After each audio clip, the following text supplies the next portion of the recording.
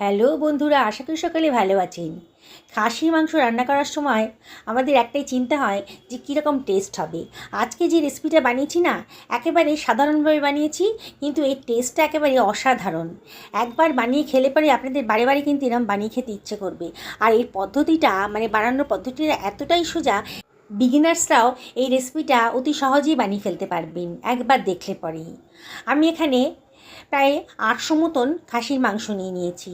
ভালো করে ধুয়ে পরিষ্কার করে নিয়েছিলাম। হাফ টেবিল চামচ লবণ দিলাম, 1 টেবিল চামচ আদা রসুন বাটা দিলাম, হাফ টেবিল চামচ হলুদের গুঁড়ো, হাফ টেবিল চামচ ধনের গুঁড়ো, হাফ টেবিল চামচ জিরের গুঁড়ো, আর হাফ টেবিল চামচ মতো লঙ্কার গুঁড়ো দিয়ে দিলাম। আর এর ভেতরে দিয়ে দিচ্ছি 2 টেবিল চামচ মতো টক দই। এবারে এর ভেতরে আমি দিয়ে দিচ্ছি 1 টেবিল চামচ মতন কিচেন কিং মশলা, না থাকলে গরম মশলা দিতে পারেন। কিছুটা কসুরি মেথিও দিয়ে দিলাম। 1 টেবিল চামচ সর্ষের তেল দিয়ে দিলাম। এবার সব কিছু খুব ভালো করে মিশিয়ে নিচ্ছি।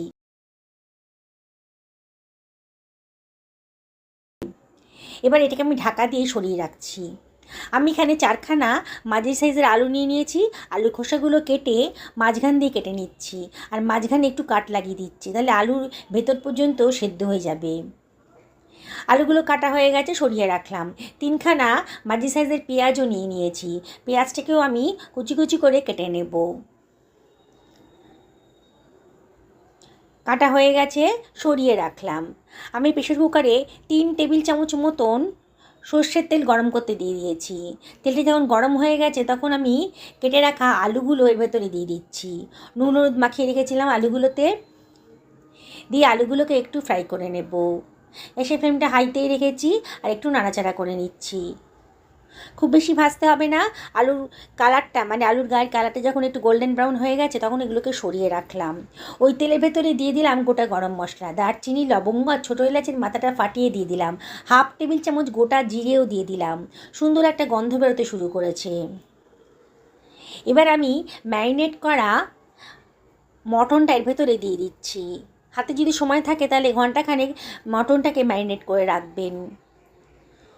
পুরো ম্যারিনেট করা মটনটা আমি এর ভেতরে দিয়ে দিলাম। দিয়ে গ্যাসের ফ্লেমটা হাইতে রেখে একটু নাড়াচাড়া করে নিচ্ছি। একটু কষিয়ে নেব, মাঝে মাঝে একটু নাড়াচাড়া করে দিতে হবে কিন্তু। এইবারে মিনিট 3 পরে আমি কেটে রাখা পেঁয়াজ কুচিটা দিয়ে দিলাম। 1 টেবিল চামচ আদা রসুন বাটাও দিয়ে দিলাম। কেটে রাখা টমেটো কুচিটাও দিয়ে দিলাম। দিয়ে সব কিছু আবারও খুব ভালো করে মিশিয়ে নিচ্ছি। মাঝে মাঝে একটু নাড়াচাড়া করে দিতে হবে। যেসব বন্ধুরা রেসিপিটা দেখছেন অথচ এখন আমাকে সাবস্ক্রাইব করেননি, তাদেরকে আমি রিকোয়েস্ট করবো আমার চ্যানেলটা সাবস্ক্রাইব করার জন্যে। কতগুলো তেজপাতাকে ছিঁড়ে দিয়ে দিলাম, সুন্দর একটা ফ্লেভার আসবে। আবারও সব কিছু খুব ভালো করে মিশিয়ে নিচ্ছি। গ্যাসের ফ্লেমটা হাইতেই রেখেছি, আর মাঝে মাঝে একটু নাড়াচাড়া করে দিতে হবে। এর ভেতরে দিয়ে দিচ্ছি হাফ টেবিল চামচ মতন লবণ, হাফ টেবিল চামচ হলুদের গুঁড়ো দিলাম, 1 টেবিল চামচ ধনের গুঁড়ো দিলাম, 1 টেবিল চামচ জিরের গুঁড়োও দিয়ে দিলাম, আর দিয়ে দিচ্ছি 1 টেবিল চামচ লঙ্কার গুঁড়ো। লঙ্কাটা অবশ্যই নিজেদের পছন্দ মতো দেবেন। 1 টেবিল চামচ কাশ্মীরি লঙ্কার গুঁড়ো দিলাম কালারের জন্যে। হাফ টেবিল চামচ চিনিও দিয়ে দিলাম। চিনিটা অপশনাল, তবে দিলে পরে কিন্তু রান্নার টেস্টটা খুব ভালো আসবে। যদি মনে করেন বাদ দেবেন তাহলে বাদ দিতে পারেন। আবারও সব কিছু খুব ভালো করে মিশিয়ে নিচ্ছি। গ্যাসের ফ্লেমটা হাইতেই রেখেছি, আর অনবরত কিন্তু নাড়তে হবে।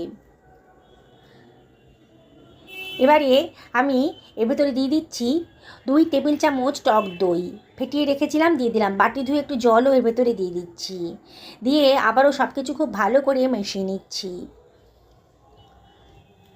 যেসব বন্ধুরা ফেসবুক থেকে রেসিপিটা দেখছেন, তাদেরকে আমি রিকোয়েস্ট করব আমার পেজটা ফলো করার জন্যে। এবার আমি ঢাকা দিয়ে মিনিট 5-6 রান্না করে নেব। গ্যাসের ফ্লেমটা হাইতে রেখেছি। ঢাকাটা তুলে 5 মিনিট বাদে দেখুন সুন্দর একটা কালারও চলে এসছে। মাংসটা খুব ভালো করে কষানো হয়ে যাচ্ছে। মাংসের গা থেকে কিন্তু তেল বেরোতে শুরু করেছে। আবারও খানিকক্ষণ নাড়াচাড়া করে দিলাম। এবার এর ভেতর দিয়ে দিচ্ছি 1 বাটি পরিমাণ গরম জল। কে কীরকম গ্রেভি পছন্দ করেন সেই অনুযায়ী কিন্তু জলটা দেবেন। দিয়ে আবারও সব কিছু খুব ভালো করে মিশিয়ে নিচ্ছি। বানানোটা একেবারেই সোজা, বললাম তো বিগিনার্সরা একবার দেখলে পরে বানিয়ে ফেলতে পারবেন। আর এত সুন্দর টেস্ট হবে না, সবাই ভাববে আপনি রেস্টুরেন্ট থেকে এটা কিনে এনেছেন। এবার প্রেশার কুকার ঢাকনাটা দিয়ে দিলাম, সিটিটাও চাপিয়ে দিচ্ছি। আমি এখানে 3খানা সিটি হতে দেব। 3খানা সিটি হয়ে গেছে। আরও মিনিট 5 রেস্টে রাখার পর প্রেশার কুকার ঢাকনাটা খুলে দিয়েছি। দেখুন কালারটা, মাংসের গা থেকে কতটা তেল বেরিয়েছে। আবার একটু নাড়াচাড়া করে দিচ্ছি। দেখুন কত সুন্দর দেখতে লাগছে, কতটা লোভনীয় হয়ে গেছে। এবার মাংসটা একটু চেক করে দেখে নিতে হবে মাংসটা কতটা সেদ্ধ হয়েছে। 80% সেদ্ধ হয়ে গেছে, আরও খানিকক্ষণ সেদ্ধ করতে দিতে হবে। এবার আমি এর ভেতরে দিয়ে দিচ্ছি ভেজে রাখা আলুগুলো। আলুগুলো পরেই দিলাম, নাহলে আলুগুলো একেবারে গলে যেত।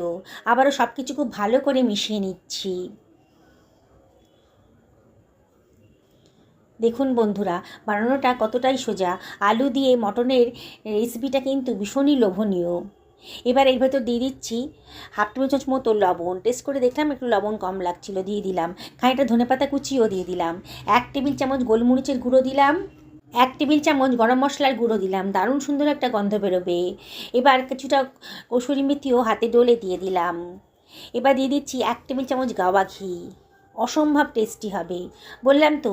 যাকে খাওয়াবেন না সেই ভাববে কোনো রেস্টুরেন্ট থেকে আপনি এটা আনিয়েছেন, এতটাই টেস্টি। সব কিছু আবারও খুব ভালো করে মিশিয়ে নিচ্ছি। আবারও প্রেশার কুকারের ঢাকনাটা দিয়ে দিলাম, আবারও সিটিটা দিয়ে দিয়েছি।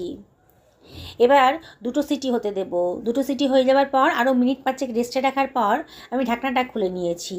দেখুন কালারটা কতটা সুন্দর দেখতে লাগছে। আবারও সব কিছু খুব ভালো করে মিশিয়ে নিচ্ছি। দেখছেন তো বন্ধুরা, কত সহজ পদ্ধতিতে অসাধারণ টেস্টি আলু দিয়ে মটনের রেসিপিটা তৈরি হয়ে গেল, কোনো ঝামেলাই নেই। এবার একটু চেক করে দেখে নিতে হবে মাংসগুলো সেদ্ধ হয়েছে কি না। দেখুন কতটা নরম হয়ে গেছে, একেবারে তুলতুল করছে, কতটা লোভনীয় হয়ে গেছে। বাড়ির ছোটো থেকে বড় সবাই কিন্তু দারুণ মজা করে খাবে। স্পেশাল দিনে কোনো অতিথি আসছে বাড়িতে, তাহলে আর হোটেল রেস্টুরেন্ট থেকে না কিনে বাড়িতেই কিন্তু এত সুন্দর একটা রেসিপি আপনি বানিয়ে ফেলতে পারবেন। অত অল্প খরচেই কিন্তু বানানোটা হয়ে যাবে।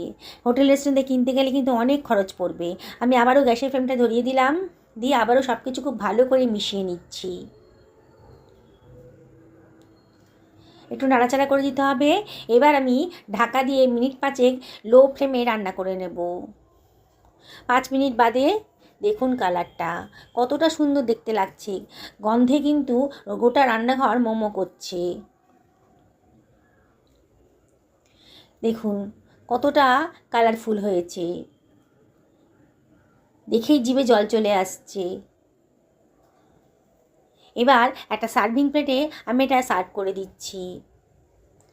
বন্ধুরা, রেসিপিটা যদি ভালো লাগে তবে লাইক শেয়ার কমেন্ট করতে কিন্তু ভুলবেন না। পুরনো বন্ধুদেরকে অনেক ধন্যবাদ, তাদের সাপোর্টের জন্য এতদূর আসতে পেরেছি। তাও আপনাদেরকে রিকোয়েস্ট করব, রেসিপিটা ভালো লাগলে লাইক শেয়ার কমেন্ট করতে কিন্তু ভুলবেন না। দেখুন কতটা লোভনীয় লাগছে, দেখেই বানাতে ইচ্ছে করছে তো।